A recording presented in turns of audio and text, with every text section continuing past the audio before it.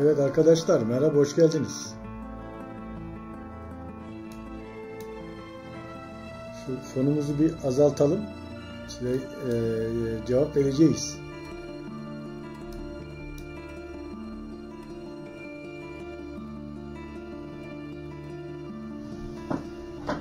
Evet.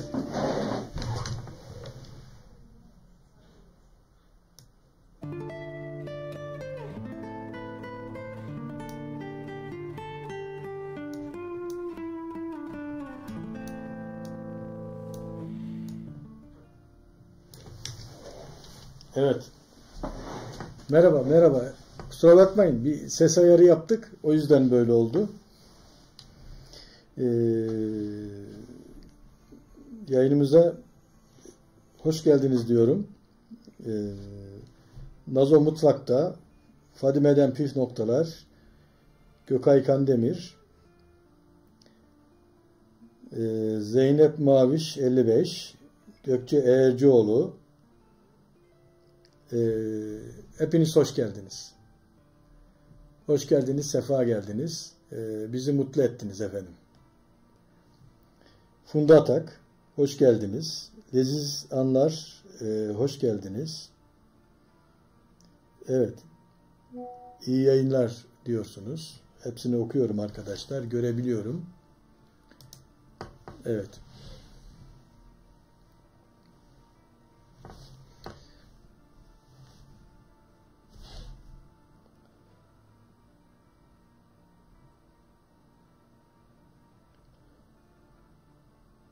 Evet arkadaşlar. Bugün güzel konularımız var. Bakalım ne diyeceğiz? Sizler ne diyeceksiniz? Bizler ne diyeceğiz? Arkadaşlar, basit bir hatırlatma yapmak istiyorum.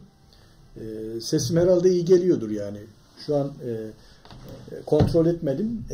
Bana bu konuda dönüş yaparsanız sesimin iyi olup veya olmadığına dair en azından biz de şey yapmış oluruz. Değerlendirmiş oluruz. Ses güzel. Teşekkür ederim efendim. Fadime'den Püf Noktalar. Teşekkür ediyoruz. Şimdi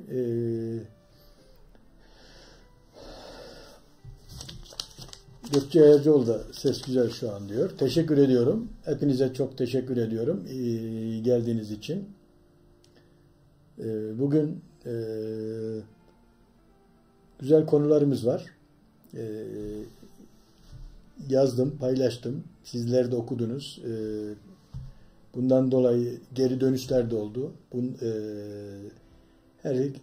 Geri dönüş yapan bütün arkadaşlarıma teşekkür ediyorum. Funda Hanım, Funda Atak ses iyi dedi. Evet, herkes sesi iyi duyuyor. Funda Hanım bugün de görüşemedik. Bir kahve içecektik, olmadı. Şimdi arkadaşlar,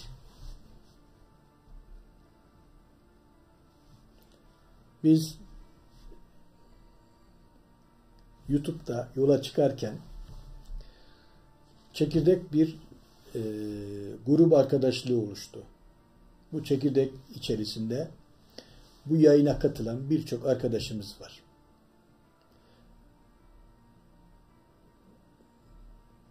Ve bu arkadaşlara teşekkür ediyorum. Yani hepinize ayrı ayrı teşekkür ediyorum.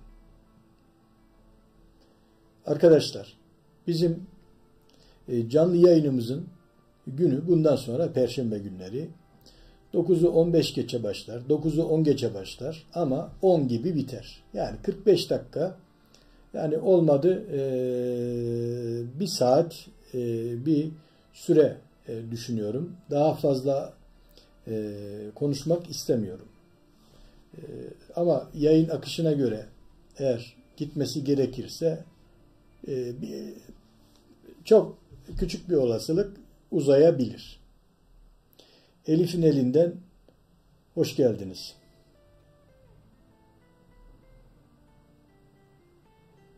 Evet.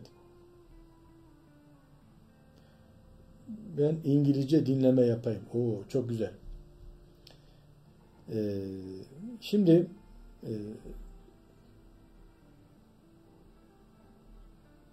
Gülüs Food Palace, Gülsün Food Palace, iyi yayınlar dilerim hocam demiş. Teşekkür ediyoruz, hoş geldiniz. Gültence selamlar demiş. Hoş geldiniz arkadaşlar. Kolay gelsin. Arkadaşlar, biz şimdi yavaş yavaş yayınımıza başlamış olduk.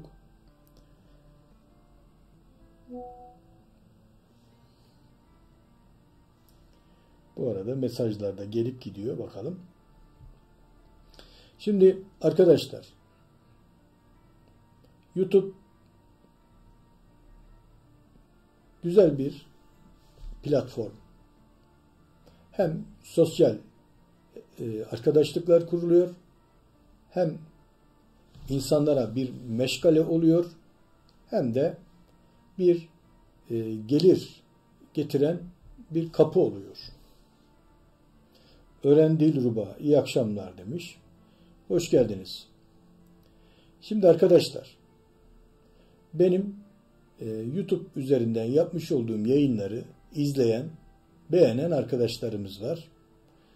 Ben bu kanala gelen arkadaşlarıma Arzu'nun Dünyası, hoş geldiniz. Arkadaşlar, ben bana ulaşan bütün arkadaşlarıma yardımcı oluyorum. Kanallarının sorunlarını çözmede, onları açmada hepsine yardımcı oluyorum. Uzakmış, yakınmış, kıyıdaymış, köşedeymiş, bayanmış, erkekmiş, çocukmuş, gençmiş, yaşlıymış, ayrımı yapmaksızın, hatta saat dahi koymadan, bazen oluyor ki müsait oluyorlar, gece 10'dan sonra arayıp kanalları yapmaya çalışıyoruz, kanalları düzeltmeye çalışıyoruz. Para kazanmaya açılanların para kazanma noktasındaki o ayarlarını yapıyoruz. Ve ben bunları bir hobi olarak yapıyorum. Bir ücret mukabili işlem tesis etmiyorum. Bunu burada beyan edeyim. Çünkü yanlış anlaşılmasını istemiyorum. Bana yardımcı olduğum arkadaşlarımızın desteği ne olur? İşte YouTube kanalımdaki videolarıma yorum yaparlar, beğeni yaparlar. Hocam ben illa maddi katkıda bulunacağım derlerse videolarımızın teşekkür kısımları var. Oraları kullanıp teşekkür edebilirler. Bu YouTube çerçevesinde YouTube'la ilgili alanlardaki iletişimi kullanabilirler. Bundan dolayı problem yok. Gürkan Deniz, Ergülce hoş geldiniz. Şimdi arkadaşlar, kanalı yeni olan ve 1000 abone ve 4000 saati dolduranlar mutlaka ve mutlaka para kazanmaya başladığı zaman vergi istisnasını almak zorundalar. Bunu bilin. Bazı sorular geliyor. Hocam biz almadan bu işi devam ettirebiliyormuşuz diye. Arkadaşlar birçok defa anlattık ve videolarımız da var. 193 sayılı gelir vergisi kanunu ve 318 sayılı tebliğ buna müsaade etmiyor. O yüzden bu arkadaşlarımız eğer yola devam edecekse bunu bilsinler. Arkadaşlarımız vergi istisnası aldığı gün herhangi bir sosyal güvencesi yoksa bu arkadaşlarımıza da Bağkur sigortası başlatılıyor ve Bağkur ayda bugün 3.900'dü, 4.500 lirada olmuş olabilir. Şu an rakamı bilmiyorum. En son bildiğim 3.900'dü. Yatırması gerekiyor. Yatırmazsa o hizmeti alamaz. Hastane hizmeti alamaz. O borçtan dolayı bir zarar gelir mi evine? Gelmez. Haciz gelir mi? Gelmez. Ama vergi istisnasını almazsa haciz de gelir. Resmi hiçbir işlemi de tesis edemez, yapamaz. O yüzden vergi istisnası çok önemli. Nefis Pratik'in tarifleri mutfağa hoş geldiniz. Şimdi arkadaşlar bunu da anlattıktan sonra Hocam benim kanalım açıldı. Ben para kazanmak istiyorum. Ben bu YouTube'da hobiden çok para kazanmak istiyorum diyorsanız o zaman şimdi daha iyi dinleyin. Evet arkadaşlar, kimin ne yazdığını okumuyorum. Ben konumu anlatayım, daha sonra soruları ve cevapları çalışmayı düşünüyorum. Kolayca paylaşımlar, hoş geldiniz. Şimdi arkadaşlar, benim kanalım açıldı. Hocam ben ciddi para kazanmak istiyorum. Arkadaşlar, 1000 aboneyi ve 4000 saati doldurmakta zorlanan arkadaşlar, yarın kanalları açıldığı zaman ayda ne kadar para kazanabileceğini düşünüyor? Arkadaşlar, 1000 aboneyi ve 4000 saati bir yıl içerisinde doldurmakta zorlanan arkadaşlar, 3 ayda doldurmakta zorlanan arkadaşlar, 6 ayda doldurmakta zorlanan arkadaşlar ciddi bir video bulamazlar ise, ilgi çeken bir video bulamazlar ise aylık kazançları 20 TL ile, bakın 20 TL ile 200 TL arasında oynar.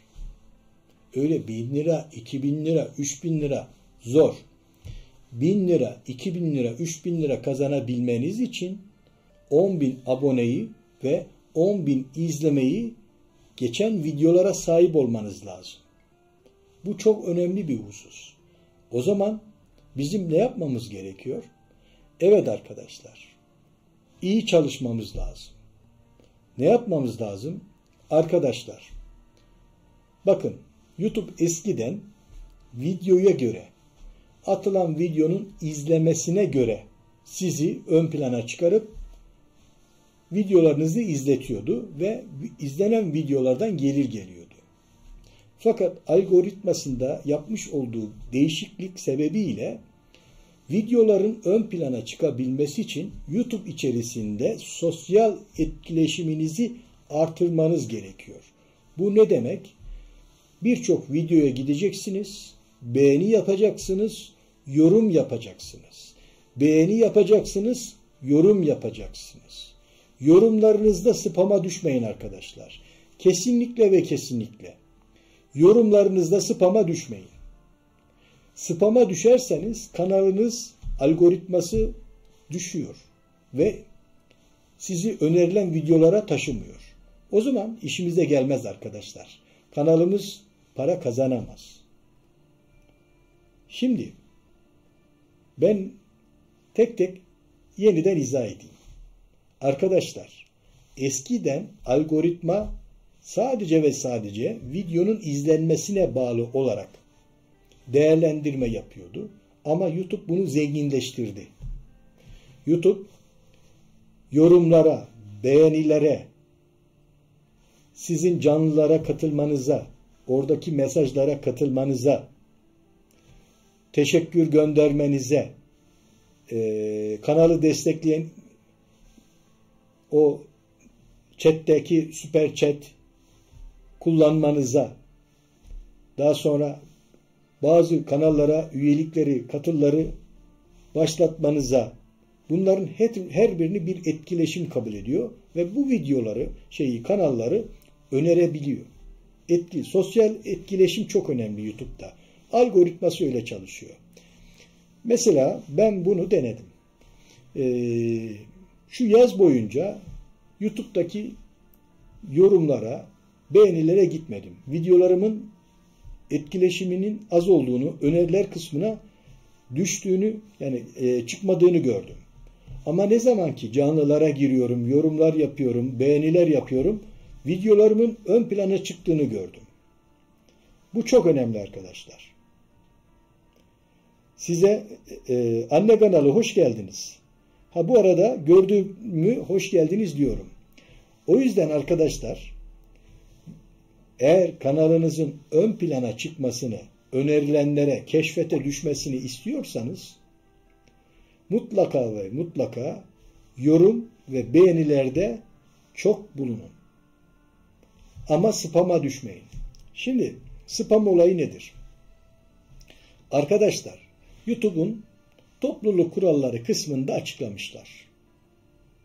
Anlamsız ve karşılıklı ifadeleri şart koşan yorumları spam kabul ediyor. Hiçbir zaman bir videonun altındaki yoruma videonuz güzel olmuş, ben sana geldim, sen de bana gel. Bu spam arkadaşlar. Bu tarz içerikli yani yorumları yazarsanız spam. Ama şunu yazabilirsiniz. Videonuzu izledim ve sizi takip aldım. Çok beğendim. Faydalandım. Gerçekten güzel çalışmalarınız var. Takdir ediyorum. Bitti. Yorumlarınız bu şekilde gitsin arkadaşlar. Sana geldim, bana gel olayı bırakın. Karşılıklı gelme işini bırakın arkadaşlar. Ve kanalınızın ayarlarında mutlaka ve mutlaka kanalınızı kişisel vlog yapın. Kişisel vlog. Yani oraya eğitim kanalı, yemek kanalı, şu kanalı, bu kanalı şeklinde spesifik bir veyahut da basit bir kanala çevirmeyin. Kişisel vlog yaparsanız kanalınızın hedefi ve ilgi alanları daha çoğalır. Niye?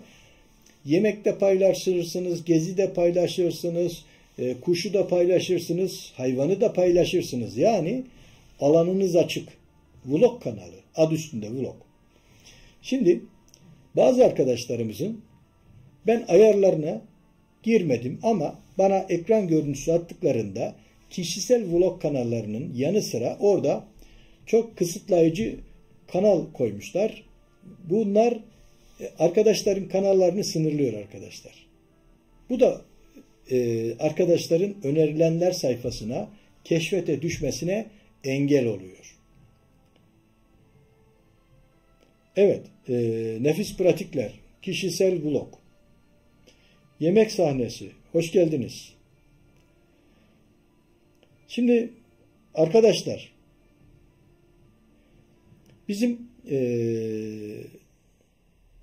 başka ne var? Şunu da anlatalım. Arkadaşlar, kanalınızın ciddi şekilde para kazanmasını istiyorsanız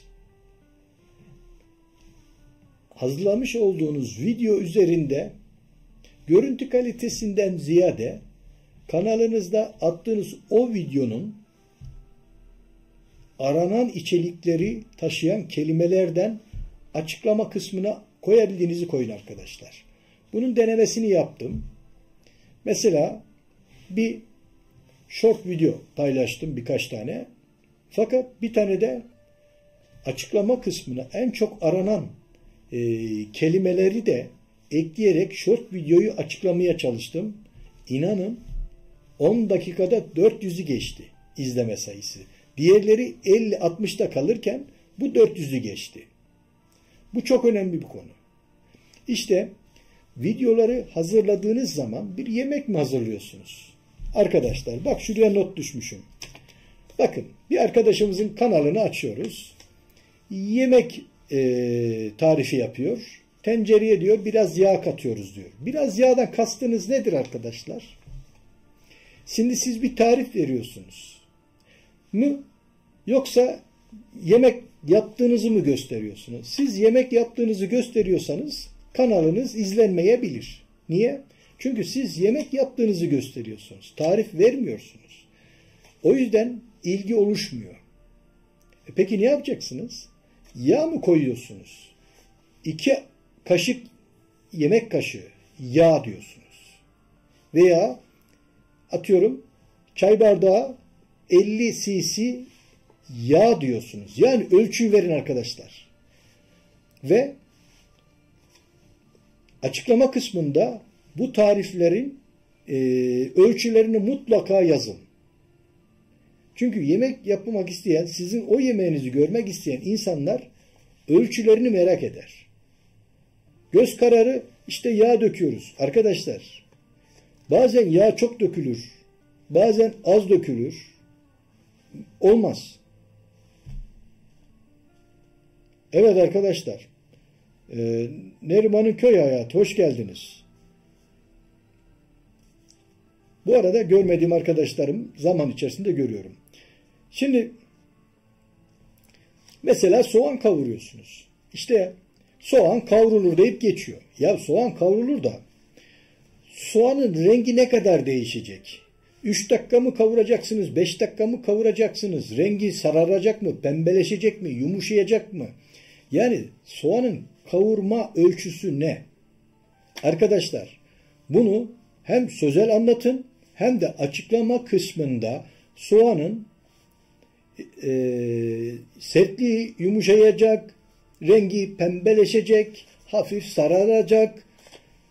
Çünkü kısık ateşte diyorsunuz. Benim ocağın gözü biraz kısık, öbürü ki fazla. Peki ısı ayarları bir değil. Benim tenceremle senin tenceren bir değil. O yüzden ben 3 dakika kavuruyor derseniz ocağın, bendeki ocakla senin ocağın farklı olduğu için olmaz. O yüzden yemek tariflerinde mutlaka ve mutlaka mesela soğanda renk değişiminden bahsedin. Ölçü bu değil. Eğer bu tür konuları kanallarınızda belirtirseniz ben daha çok izlenebileceğinizi düşünüyorum. Çünkü insanlar sizin videonuzu abone canlı yayınlarınıza gelen karşılıklı arkadaşınız, muhabbetiniz ettiğiniz arkadaşlar izlemez. Oradan para kazanamazsınız. Videolarınızı izleyecek arkadaşlar o yemeği yapacak, böreği yapacak, sizden öğrenecek arkadaşlardır. O arkadaşların da sizin kanalınızdaki o tarifleri öğrenebilmesi için net ve açık bir şekilde anlattığınızı açıklama kısmına da ölçüleriyle birlikte yazmanız gerekiyor. Yazarken de en çok aranan kelimeleri bulmanız gerekiyor. Google'a girin, börek mi yapacaksınız? Börek deyin, böreğin neleri var? İşte efendim bir miktar un katıyoruz. Tamam, çok güzel. Lan bu ne kadar? Bir avuç, senin avucun küçük, benimki büyük. Arkadaşlar 200 cc'lik yani 200 cc'lik su bardağı kadar derseniz herkesin 200 cc bardak bulma şansı var. İşte buradan yola çıkarak en çok aranan kelimelerle beraber tariflerinizde ölçüleri doğru kullanırsanız açıklama kısmında kanalınızda izleme sayılarının arttığını göreceksiniz. İzleme sayısının artması demek reklamın da çok gelmesi demek. Çünkü izlenmeyen videolara reklam konmuyor. Reklam konmayınca da gelir olmuyor. Hocam benim reklam koydum, video koydum, çok da tarif ettim, reklam yok. Niye? İzleme gelmiyor. İzleme gelmesi için ilgi çekmesi lazım. İlgiyi nasıl çekecek? Ya anlattığınızdan çekecek, ya da görsele ilgi çekici davul zurna koyacaksınız. İnsanların tavayla kavga edeceksiniz. Yani komedi yapacaksınız. Ben komedi yapmıyorum. O zaman tarifinizi ölçüleriyle doğru ilgililere gidecek şekilde hazırlayacaksınız. Tutkunun pratik lezzetleri. Hoş geldiniz. Şimdi arkadaşlar bu şekilde bir açıklama yapmak istedim. Bakın, para kazanmak kolay değil. Para kazanabilmek için de emek sarf ediyorsanız sadece video çekmekle olmuyor. O videoya içeriği zenginleştirmeniz lazım.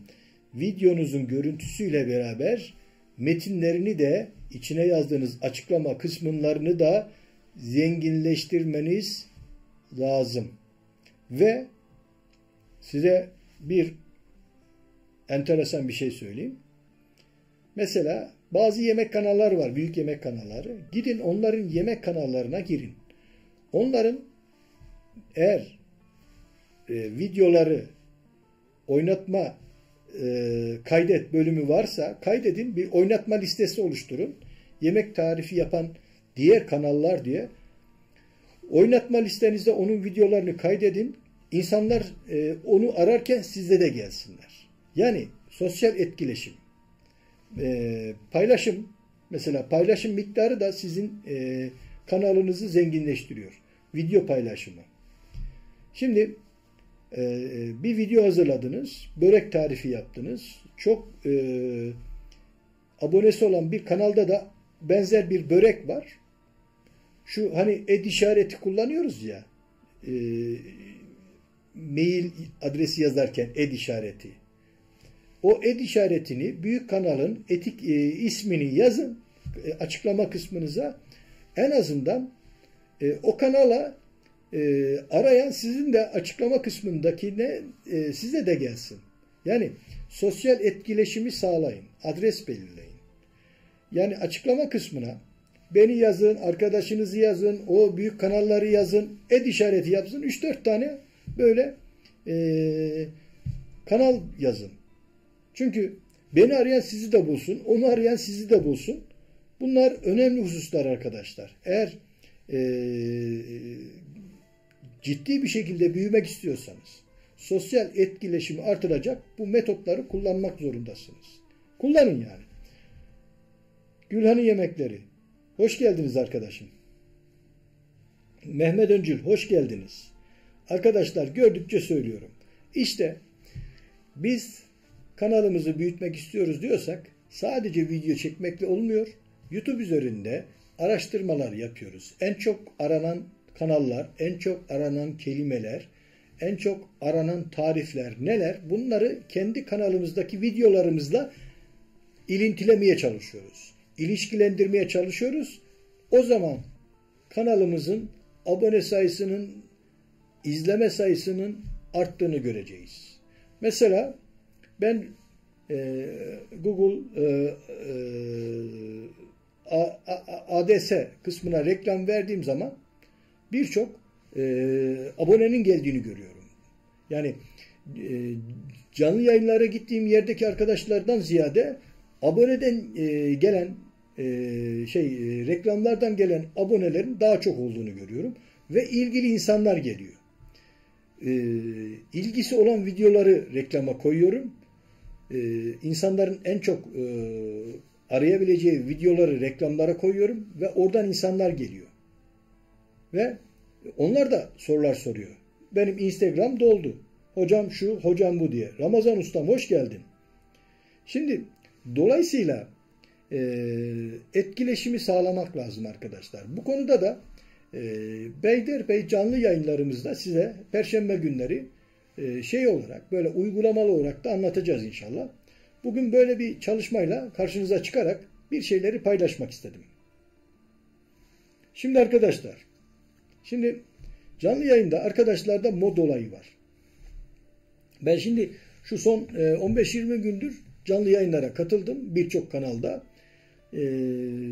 Ben günde işte gündüz ve akşam nereden baksanız 40-50 tane canlı yayına gidiyorum.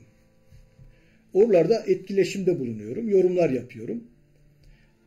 Bazı yabancılarda mod olayı herkeste var mod. Bizim Türklerde de var ama bizim Türk arkadaşlar da canı sıkılan öbürüne bir engel koyuyor. Ya da kanalını kapatan bir engel koyuyor.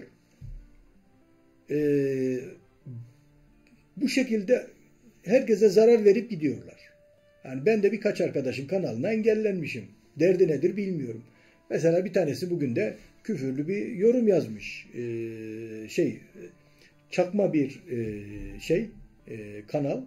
Kanal da değil belki organik ama küfür etmiş. Benim topluluğa yazmış olduğum mesajın altına.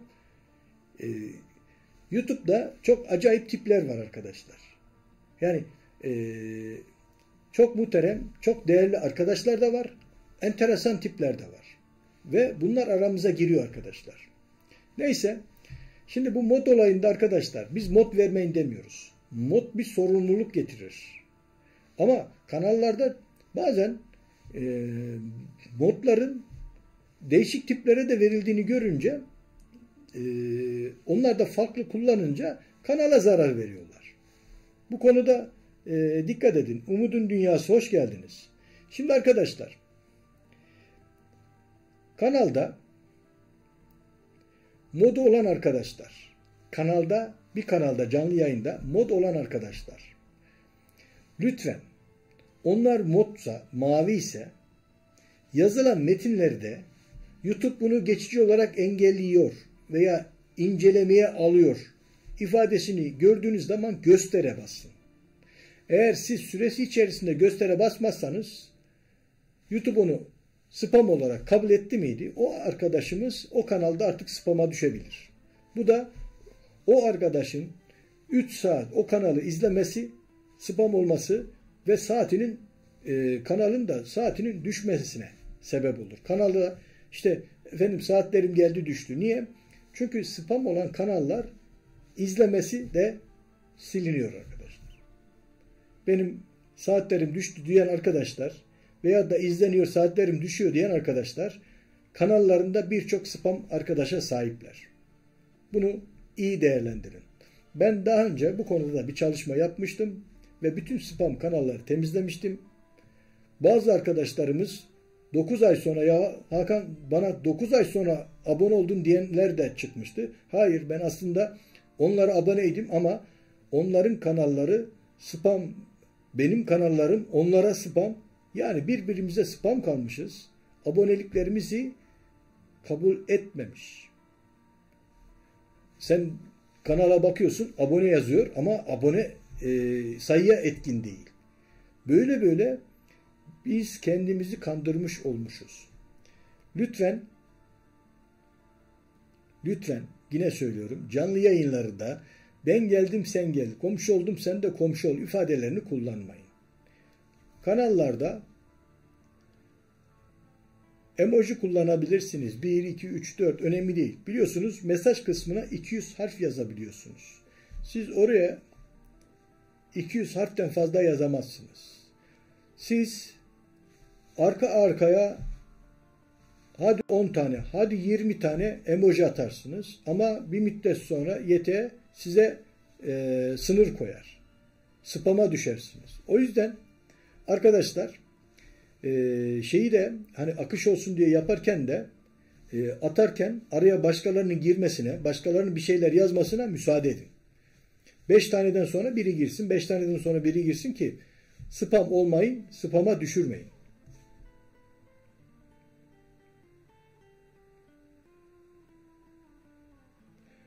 Hocam diyor, videoyu izleyen arkadaşlar beğeni yapmadan gidiyor. Bu da çok tuhaf, yorum yazıyor ama beğeni yapmıyorlar. Arkadaşlar beğeni yapın. Beğeni yaparsanız kendinize faydası var. Şimdi bakın örnek veriyorum. Kolayca anladım ben seni. Şimdi benim 9990 beğeni yapmışım. Bugüne kadar. 9990. 84'tü de hani bir 6 geldir diye. Şu an oturayım. Beğeni yapayım. Sistem kabul etmiyor. Niye? Çünkü beğeni sayım beğenilme sayımla orantılı gidiyor. Yani ben 10.000 tane beğeni alacağım, 10.000 tane beğeni yapacağım. Bunlar birbirleriyle ilintili. Ben önüme geleni beğeniyorum, beğeni işareti çıkıyor ama benim analizdeki beğenme sayım artmıyor. Ama ben o arkadaşa parmak beğenisi yapıyorum, like'ını atıyorum. Ama onun da sayısına etkisi yok. Niye? Ben haddinden fazla beğeni yapmışım. Bir kişinin günlük beğeni sayısı yapacağı sayı belli. 2000. 3000 yapamaz. 2001 yapamaz. Yani orada bir sayı var. O sayıyı geçemezsiniz. Geçebilmeniz için size de birilerinin beğeni yapması lazım. O yüzden beğeni ve yorum çok önemli arkadaşlar.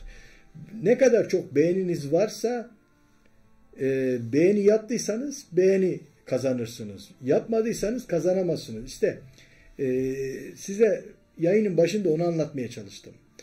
Dedim ki videoları eskiden algoritma tamam izleme sayısına göre değerlendiriyordu. Ama şimdi öyle değil. Beğeni ve yorumları çok önemsiyor. Sadece yorum alan ve beğeni yapanları değil. Yapılan yani bir videoya siz beğenisine bastınız, yorum yaptınız. Ona faydası var diye düşünmeyin. Beğeni yapanla yorumu yapana da etkileşimden dolayı faydası var. Yani Siz beğenmeden ve yorum yapmadan sadece izledim deyip geçmeyin. O çok önemli. Yani fayda görmek istiyorsanız etkileşimde bulunun arkadaşlar. Bu çok ince bir husus. Burayı anlatabildim ise tamam. Arifeli günler. Hoş geldiniz. Şimdi arkadaşlar,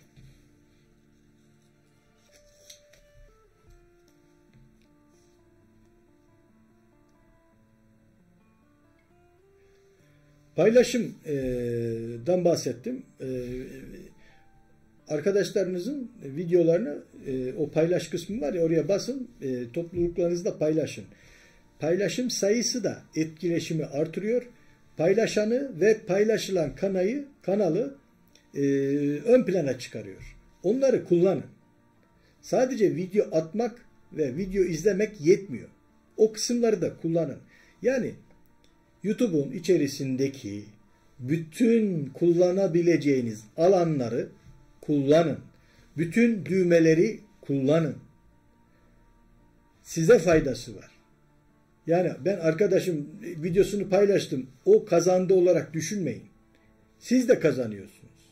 Paylaşan ve paylaşılan. İkisi bir gidiyor arkadaşlar. Yani bencilliğe girmeyelim.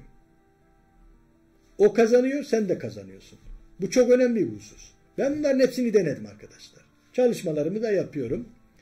Kanalım, şöyle bir şey daha izah edeyim. Ben hobi kanalım. Benim bu kanalım hobi. Ben diğer insanlar gibi değilim.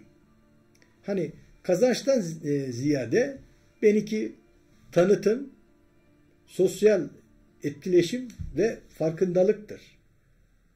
Ben bir kurumsal kamu kavramı çerçevesinde olduğum için benim için para kazanmadan ziyade topluma faydalı, insanlara faydalı, farkındalık oluşturan ve tanıtım yapan video içerikleri hazırlamak zorundayım.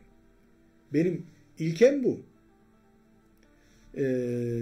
Birçok arkadaşım beni biliyor. Benim şu an evimde yayın yapıyorum ve sizlerin karşısındayım. Benim evde kendime göre bir stüdyom var. Bakın, size şu an stüdyo gibi alandan sesleniyorum.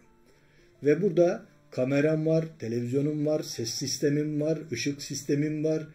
Ondan sonra perde sistemim var. Bir sürü sistemim var. Ve ben bunlara para verip aldım. YouTube'dan ben para kazanmadan aldım. YouTube'dan dedim ya, ayda 100 lira para gelmez. Ama benim harcadığım 150 bin lira belki geçti. Yani neticede benimki hobi. Ama bir başka arkadaşlarımız hem hobi hem geçimi düşünerek bu kanalları açtı. Yani bu çok önemli bir husus. Hani ben amacım para olsa daha farklı içerikler hazırlarım. Ama ben de hayat gayem, yaratılış gayem, hizmet gayem bana bu yönde video hazırlamamı istetiyor. Ben de o yüzden hazırlıyorum. Değilse dolan başlı çalışırsak bir anda zengin olabiliriz YouTube'da. Mehmet Öncül.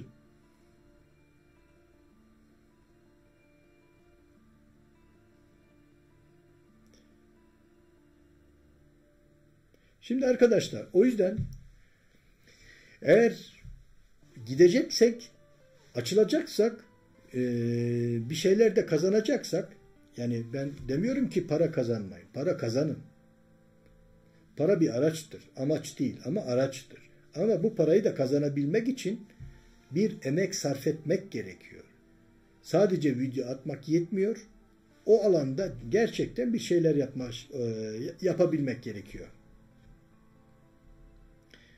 Emine Cent. Hoş geldiniz arkadaşım. Gördükçe hoş geldiniz diyorum. Daha önceden görmediysem kusura bakmayın lütfen. Şimdi arkadaşlar, beğenileri yapalım. Ha, bu arada reklam geliyor mu, reklam? Para, yani bana para geldi mi? Kaç kişiye reklam geldi? Kaç kere geldi? Onları da bir istatistiğini yapalım. Ben YouTube'un önerisine uygun bir çalışma yaptım. Dolayısıyla bakalım o kısımdan ne olacak. Bu yayına agresif kısmını seçtim. Ve çok gelir getirici agresif kısmını seçtim. Denediğim için yapıyorum. Daha önce başka bir metot deniyordum. 6 dakikada bir reklam gelsin diyordum. Yani bunlar önemli arkadaşlar. Ben YouTube'daki bu incelikleri deniyorum, araştırıyorum ve sizlerle paylaşıyorum. Arzu'nun dünyası 3 kere görmüş. Biliyor. Funda Atak hocam bana 3 kere geldi. Gelen parayla bir kahve ısmarlarsınız. Tamam. 3 reklama zaten 3.000 lira para veriyor. Sorun değil. Evet. Evet. Şimdi arkadaşlar bu video içeriği ve açıklama kısmını anlatabildiysem ne mutlu bana. O kısım çok önemliydi. Şimdi arkadaşlar lütfen canlılarda agresif olmayalım. Ben sana geldim, sen bana gel kelimelerini lütfen kullanmayalım. Saati dolmayan arkadaşlara yardımcı oluyoruz zaten. Geliyoruz destek olmaya. Sorun yok. Ben herkese gidiyorum. Herkes de herkese gidiyor. Semiha Mete ile pratik tarifler hoş geldiniz. Bana 3 reklam geldi diyor. Evet. Şimdi arkadaşlar Yurda Nur'un günlüğü 21 like benden. Ablam teşekkür ederim. Hoş geldin. Sorularınız varsa ben size soruya cevap vereyim. Hani ben kafamdaki notlarım böyleydi. Bir de şu var arkadaşlar. Kanallarda AdSense hesabınızı iyi tutun. Pin olayına dikkat edin. Ondan sonra AdSense değiştirebilirsiniz.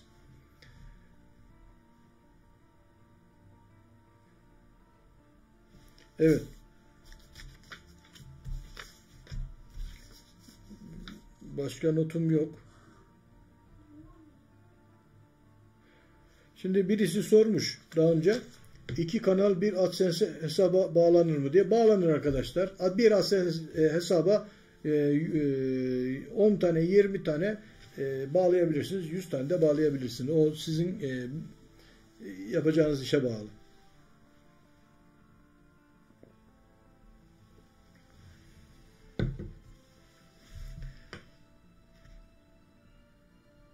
Evet. Nazo mutfakta. Hocam pin gelmedi ne yapacağız? Nazo. Şimdi bak. 3 haftada bir pin gelilmesi için istemde bulunuyoruz. Ve 4 kere isteme hakkımız var. 4. de gelmediği takdirde E-Devlet'ten gireceğiz. İkametgah. Orada barkodlu ikametgah alacağız. Ya da bir telefon faturası, adınızın soyadınızın yazdığı bir telefon faturası, ikisini bir fotoğrafını çekip manuel pin oluşturacağız. Yani sorun değil. Pin olayı kolay. O konuda için rahat olsun, çözeriz. Ramazan Ustam Nazo'nun ikinci pin hakkını kullandık. Yani istemini yaptık. Haftası dolduğu zaman üçüncüyü isteyeceğiz. Devam ediyor. Evet. Bu arada Adanalı Fatoş vardı. Onun pini geldi. Sabah girdi. Diyeceksiniz ki daha önce girmedi miydi? Evet. Kanalı eşinin üstüne yaptı. Çünkü kendisine Bağkur çıkıyordu. Şimdi onun pini geldi. O girişini yaptı. Devam ediyor. Evet. Tutku'nun pratik lezzetleri. Bana derinde sayıyorum hocam diyor. Tutku'nun pratik lezzetleri senin 200 TL'nin dolmasını bekliyoruz. Biraz bekleyelim bakalım. Yarın bir gün doldururuz onu. Bir canlı açın, arkadaşlar gelir, herkes Pamukeller cebe deriz, 200'ü doldururuz. Arkadaşlar 200'ü doldurma noktasında yani herkes bir şeyler yapabilir, yardımcı olabilir diye düşünüyorum.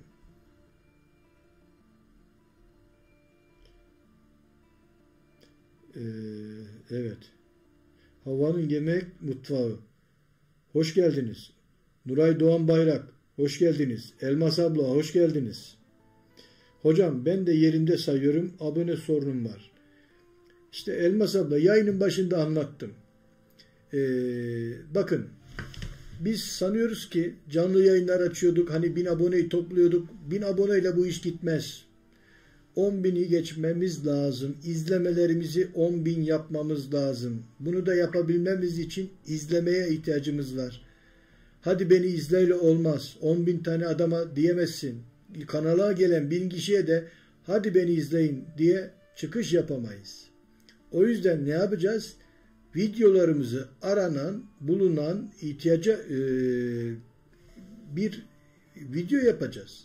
Yani ilgi çeken, insanları toplayan, izlenmeye yönelten, öneriye düşürecek, keşfete düşürecek içerikleri hazırlayıp açıklamalarını ve başlıklarını ona göre düzenleyeceğiz. Öbür türlü video çekip atmayla olmuyor. Eskiden oluyorsa da şimdi olmuyor. Çünkü YouTube algoritma mantığını değiştirmiş.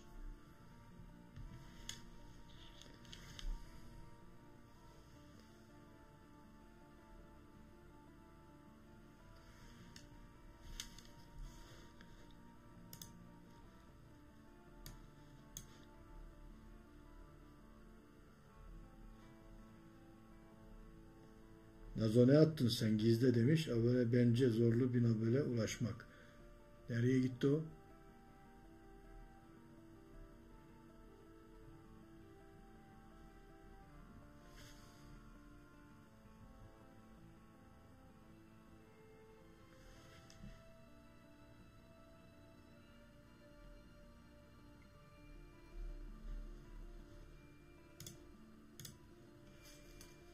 Evet. Durum böyle arkadaşlar. Çınar'ın erişi ve ev destek hesabı hoş geldiniz. Burada görmediğim arkadaş var mı? Şimdi bu şekilde arkadaşlar. Evet.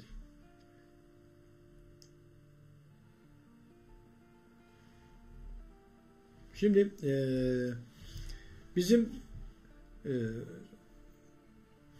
sizlere bugün için anlatacaklarımız bu şekildeydi arkadaşlar. Yine soru varsa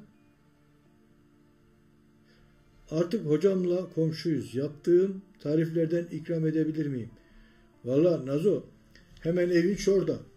Tabii yapabilirsin. Yani hocam tarif tamam, yemek tamam. Gel al de gidelim alıp gelelim yani. Ev şurada hemen yakın. Arada 500 metre var veya yok.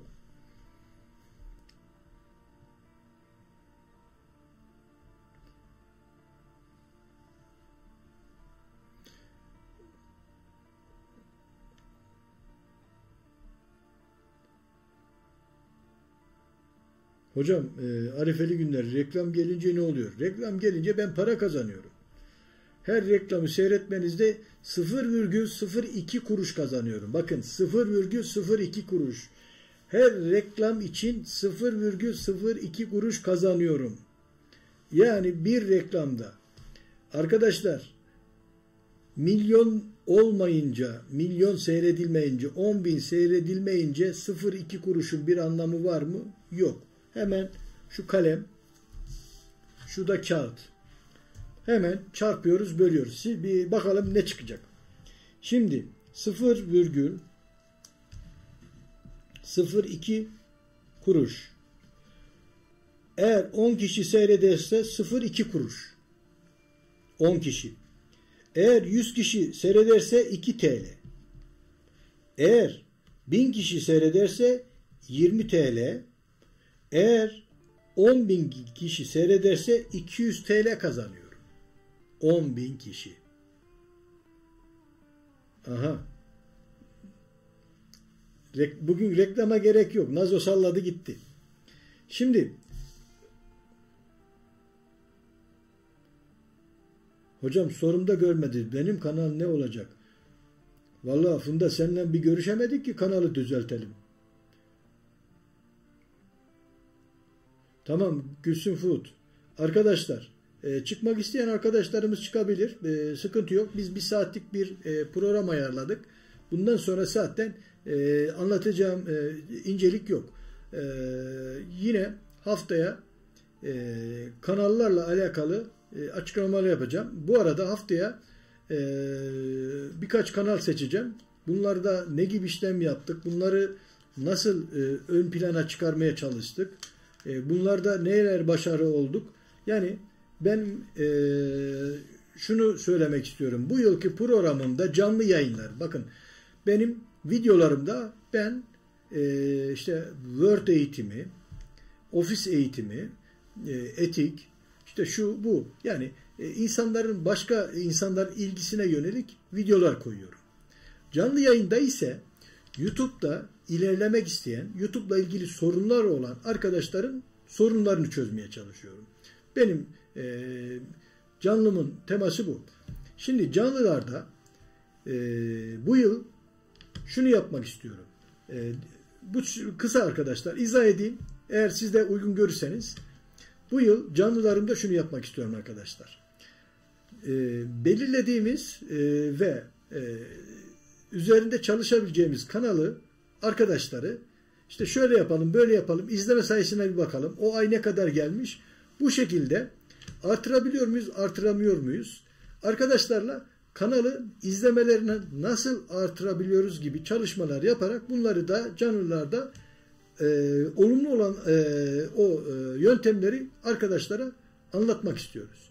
Yani bir nevi geçen sene işte AdSense hesabıydı, yok YouTube ayarlarıydı, yok vergi istisnasıydı falan filan bunları anlattık. Bunlarla ilgili videolarımız var. Ama bundan sonra ise para kazanabilmek için kanalı nasıl ön plana çıkarırız? Bunları anlatmak istiyorum. Anlatabilmek için de bir takım arkadaşlarımızın kanallarında çalışmak istiyorum. Onlarla fikir birliğine varıp o kanallara para kazandırabiliyorsak, artırabiliyorsak o yöntemi anlatıp diğer arkadaşları da bu yöntemden devam etmesini düşünüyorum. Yani böyle kafamdaki bir düşünce bu.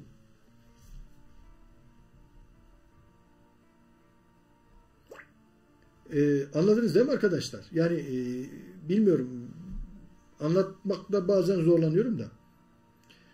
Benim izlenmiyor diyor. Nefis pratik tarifler mutfağı. Hocam neden izlenmiyor? Kanalınızı ben incelerim. Sizin kanalınızı incelemeye bir alalım.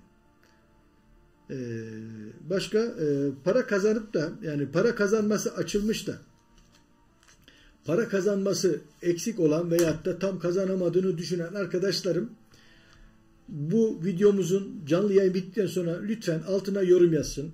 Hocam ben de para kazanmada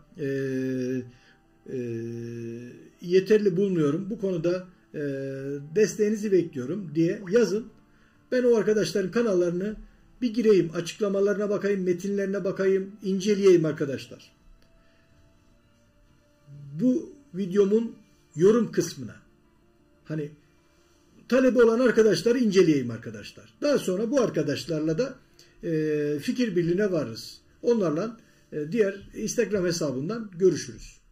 Hani yoruma şöyle şöyle diye yazamazsam da Instagram'dan yazarım. Evet. Yani bizim de bu yıl temamız YouTube'da para kazanmayı artırma yöntemleri nelerdir? Bunlar için çalışma yapacağız. Her hafta canlı yayınımızda bu yöntemleri anlatıp başarılı olduğumuz yöntemleri sizlerle paylaşacağız arkadaşlar.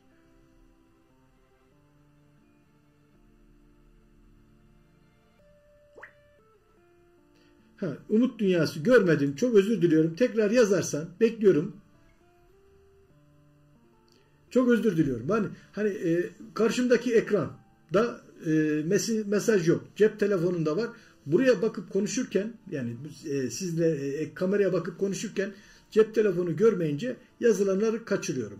Şimdi bekliyorum. Umudun Dünyası. Yazarsanız tekrar sevinirim. Gökçe Ercioğlu, saatleri doldurabilsek para kazanmayı düşünmeyeceğiz Hakan Hocam. Evet, biz sizler için de zaten çalışıyoruz arkadaşlar. Biz para kazanmaya geçen arkadaşlar için de böyle yapacağız. Zaten hep birlikte gidiyoruz. Umut Dünyası. Vergi formunu nasıl dolduracağız Hakan Bey? Umut Dünyası. 2 çeşit form var. 1. Amerikan vergi formu AdSense hesabı içerisinden dolduruluyor. Eğer vergi istisnası alacaksanız, Türkiye Cumhuriyeti vergi istisnası alacaksanız, interaktif vergi dairesi var. Benim videomda var. İnteraktif vergi dairesine giriş yapıyoruz. E-Devlet'le oraya girip tebligatınızı aktif hale getiriyorsunuz. Daha sonra işlemler kısmından açtığınız zaman sosyal içerik üreticisi başvuru formu var. O formu dolduruyorsunuz. Vergi istisnası belgesi tebligatınıza geliyor. Tekrar o teblikata girip o belgeyi alıyorsunuz. Bankaya götürüyorsunuz. Banka o belgeye istinaden yurt dışından gelecek paranın IBAN'ını, yani hesabını açıyor. Size IBAN'ı veriyor. Siz de götürüyorsunuz vergi dairesine. Yani interaktif vergi dairesine. Yine işlem bölümünden bu sefer 3. sıradaki sosyal içerik üreticisi banka bilgisi bildirim formu var. Onu dolduruyorsunuz. Bankanın vermiş olduğu IBAN'ı yazıyorsunuz. Paranız oraya geliyor. O paradan %15 kesiliyor. Olay bu. Ama Amerikan vergi formu diyorsanız o AdSense'in içerisinde Amerikan formu var. Onu da nasıl dolduracağınızı gene videomda anlattım. O videomda adım adım bakarsanız hatasız doldurursunuz. Eğer sorun olursa Instagram'dan ulaşın. Görüntülü anlatalım.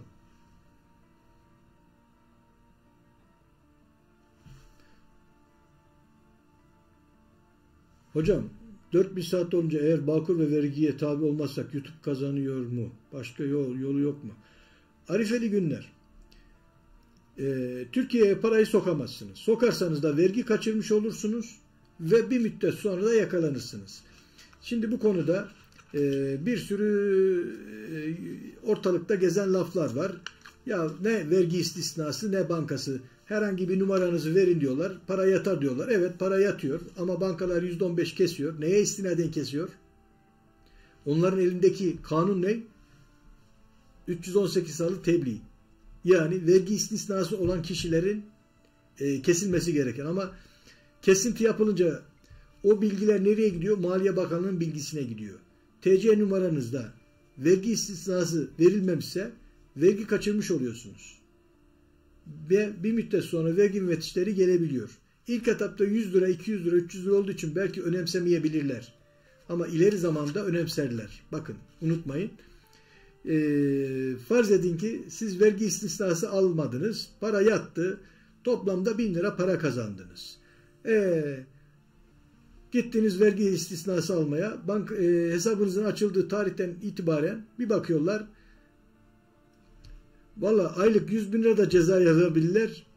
Ya derler, senin gelirin azmış derler. 1000 lira da yazabilirler. O da tutturacakları kanalın işlemine göre. Yani enteresan şeyler olabilir.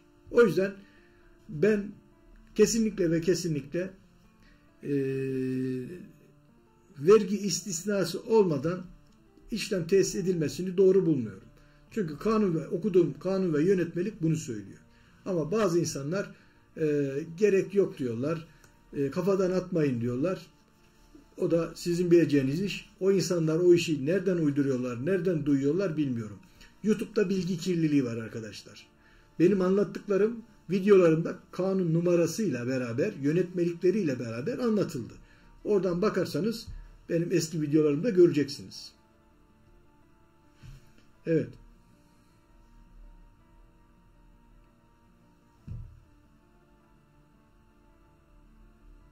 Bağkur önemli değil. Bağkur borcu çıksın. Yatırmazsan da olur. Önemli değil. Bağkur çıkar durur. Ama ne olur? Bağkur yatırmadığın için ilaçları sosyal sigorta veya bir hastaneye gittiğin zaman eğer eşin üstüne sigortalıysan onun üzerinden alıyorsan 400 liralık ilacı 50 liraya alıyorsan artık 400 liraya alırsın. Yani Bağkur yatırmadığın için. Sorun bu. Ama evine haciz maciz gelmez. Yani vergi istisnasını almazsan haciz gelir de Bağkur'dan gelmez. Yani Bağkur fazla sorun etmeyin. O borç çıkabilir. Yatırırsanız sigortanız başlar.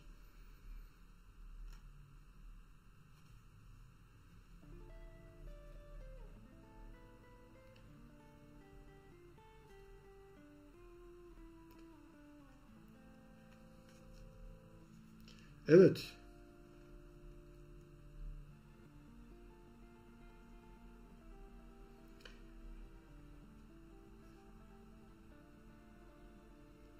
Arkadaşlar bir saat oldu.